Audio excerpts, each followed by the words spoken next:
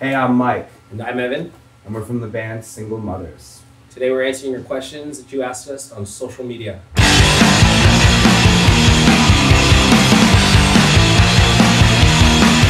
Tristan Wiltman, how do your tunes come together, guys? Do they start off as pissed off acoustic tunes and snowball, or what? I would say typically, or at least the way it used to be, was I would kind of write a handful of riffs and bring them to practice, and we'd sort of pick the most promising ones and then kind of collaborate from there, and then we just sort of wrote whatever song came out and whatever felt natural, I think, and that's usually the process. When Drew comes in, it really alters the mood of the song, and often it is pissed. Yeah, it takes it in a different direction. Yeah. Usually what we start out with, but it's pretty organic, pretty natural.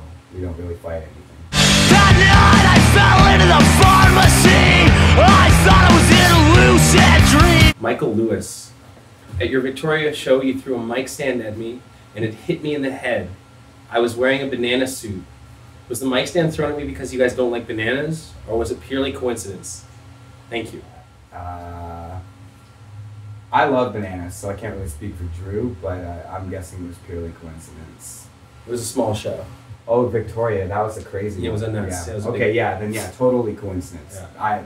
I think everybody almost died at that one. And I'm swimming till that fabric felt so romantic. I'm probably gonna butcher this guy's name.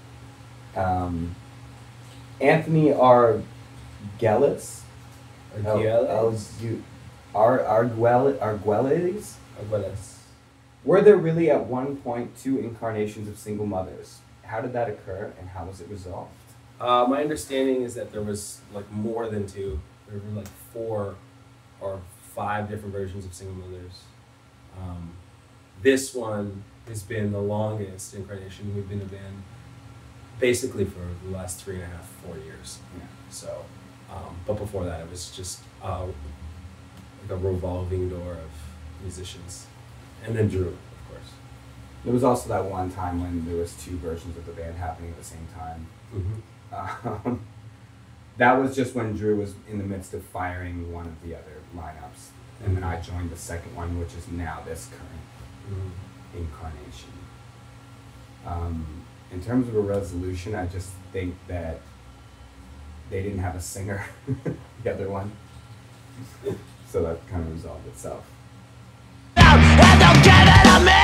Jumped over the counter. Garrett Mullen asks, what are some of your favorite punk records ever released?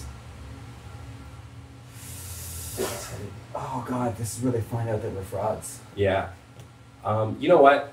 I give this band shout-outs every single time because it was like one of the first times I ever experienced punk. Vicious Cycles, Pale Blue Dot.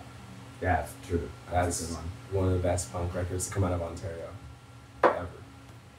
I don't know. I love the Minor Threat stuff, like coming up. That actually, I would say, had probably the biggest impact on me, which maybe sounds cliche to say, but it was basically the first time I ever really heard something like that. So I'll just go with that. I think the better question is, what are you listening to right now? I think that's more important than asking somebody that like that's such a broad question. It's not fair. Yeah, I'll agree with that. Yeah. You go first. Well, right now I'm not really listening to much. I haven't really like updated my phone.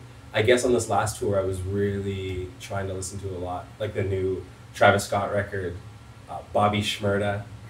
That song We Bump. Yeah, I like Yeah. that one. I've been listening to the FKA Twigs LP1 a lot.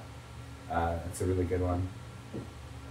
Some of the new songs from the brand, like the new Ice Age record, are really cool. I'm checking the old phone here, see what else we got. I recently became obsessed with a local Natives record, and I can't stop listening to that. True, it's really good. It mellows me out. That and just like new country, Yeah, like seriously. Jason Aldean. And, like, Seriously. yeah. Listen, there's nothing that I can't do. Ed Brad Seed asks, I heard that the show you got signed was supposed to be your last. What's the story with that? Yeah, I would say that's probably correct. Drew left got a call on a Tuesday, I think it was, and left on a Friday to go prospecting. And we still had shows booked. And so somewhere along that line, our EP reached Jeremy, I guess. And then we were finishing out the last of our shows. And then I think on our last show, we filmed a music video. And then just sort of called it quits. Mm. I think that's around that time. It was supposed to be the last show. Yeah. The Christian Girls music video. Oh, baby, please! Come over here and talk to me! And then I guess just after a little while, we started back up again. Just because It was fun. Back at it! Back at it again! Back at it again! Ross Miller asks, what happened to Justin? Oh, Ross. Justin never went anywhere. Justin is still here. Okay, so this is the question we're going to, where our friend is definitely messing with us. It's actually funny. He means our old guitar player, Justice, who left the band about 2 years ago. And funny enough, has actually been practicing with us again and is going to be joining us on the road in support of our new record, Negative Qualities. So that's what happened to Justin. Yeah, it's like the fifth Beatle. Asian Bobby asks, you ever go ass to mouth?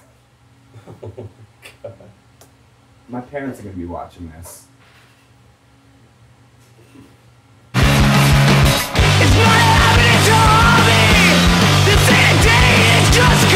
Zach Ingram asks, will y'all ever drink peach moonshine?